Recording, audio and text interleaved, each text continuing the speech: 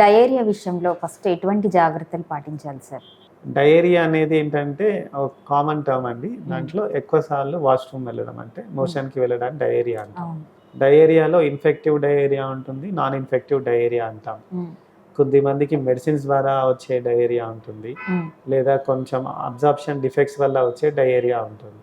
అంటే వాళ్ళలో mall absorption ఉండి ఫుడ్ అనేది సరిగ్గా అబ్జార్బ్ కాకపోవడం వల్ల. ఇన్ఫెక్టివ్ డయేరియా అంటే ముఖ్యంగా ఫుడ్ ఆర్ వాటర్ కంటామినేషన్. బయట తినే ఫుడ్ అంటే రోడ్ సైడ్ స్ట్రీట్ ఫుడ్ కొంతమంది ఇష్టంగా తింటారు, పానీపూరి లాంటివి, చాట్ ఐటమ్స్, వీళ్ళు కామన్గా ఎఫెక్ట్ అయ్యే అవకాశం ఉంటుంది.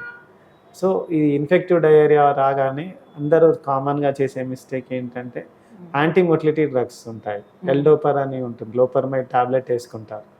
అలా వేసుకోవడం కరెక్ట్ కాదండి. బాడీలో ఎప్పుడైనా ఇన్ఫెక్షన్ ఎంటర్ అయినప్పుడు మన శరీర తత్వం ఏంటంటే ఇన్ఫెక్షన్ని బయటికి తోసేయాలని చూస్తుంది. ఈ దాంట్లోనే మోషన్స్ అవుతూ ఉంటాయి. ఇందులో ఫ్లూయిడ్ ఎలక్ట్రోలైట్ ఇంబ్యాలెన్స్ వస్తుంది. అప్పుడు మనం ఏంటి, సెలైన్ ఇవ్వాలి, మనం డీహైడ్రేట్ కాకుండా చూడాలి. ఇప్పుడు చాలా మంది సెలైన్లో ఏది ఇవ్వాలి అనేది ఇంకో డౌట్ ఉంటుంది.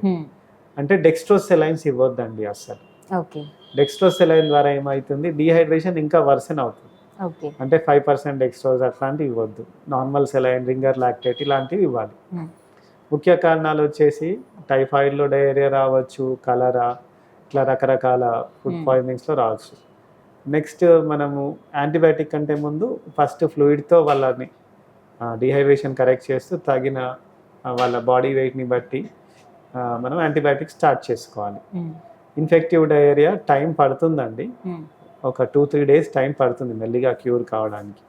ఈ యాంటీమోటిలిటీ డ్రగ్స్ ఎప్పుడు ఇస్తామంటే అది మోర్ దాన్ 10 times అవుతున్నాయి డేలో అన్నప్పుడు 1 లేదా 2 సార్లు ఇస్తాం. అంతేకాని డైరెక్ట్ యాంటీమోటిలిటీ డ్రగ్ వేసుకుంటే పర్ఫరేషన్ అయ్యే ఛాన్స్ కూడా ఉంటుందండి ఇంటెస్టైన్స్లో. సో అది మనం డాక్టర్ సలహా లేకుండా మెడికల్ షాప్కి వెళ్ళి నాకు మోషన్స్ అవుతున్నాయి అనగానే ఒక ఎల్లో క్యాప్సూల్ ఇస్తారు, అది వేసుకొని నాకు అది వేసుకున్నా తగ్గట్లేదు అని అంటారు. That is not the treatment. మనం ఒక స్టాపర్ పెట్టి ఫోర్స్ఫుల్గా ఆపినట్టే. సో అట్లాంటిది చేయొద్దు. సో యాంటీబయాటిక్స్ తీసుకోవాలి. డిసెంట్రీ అంటాం, డయేరియా కాకుండా. డిసెంట్రీ అంటే ఇప్పుడు అమీబిక్ డిసెంట్రీ అంటాం, ఇది కూడా ఫుడ్ పాయిజనింగ్ వల్ల వచ్చింది. వీళ్ళలో బ్లడ్ అనేది వస్తుంది, బ్లడ్ మ్యూకస్ అనేది వస్తుంది. దానికి కూడా మనము డాక్టర్ని కన్సల్ట్ చేసి మెడిసిన్ తీసుకోవడం బెటర్ అండి. ఇంకో ఇప్పుడు చాలా మందిని అందరినీ సెలైన్ ఇవ్వడమా, మైల్డ్ కేసెస్ ఉంటాయి.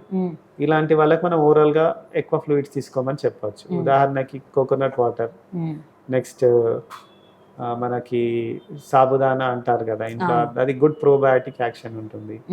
మజ్జిగలో సాల్ట్ వేసి ఇవ్వచ్చు, ఎలక్ట్రాల్ పౌడర్ ఇవ్వచ్చు. ఓఆర్ఎస్ అనేది చాలా ఫేమస్ అయింది, ఆ టెట్రా ప్యాక్స్. ఓఆర్ఎస్లో కూడా WHO ఫార్ములాది వేరే ఉంటుందండి టెట్రా ప్యాక్స్లో. లూజ్ మోషన్స్ అయిన వాళ్ళు ఓఆర్ఎస్ రీహైడ్రేట్ అని ఉంటుంది.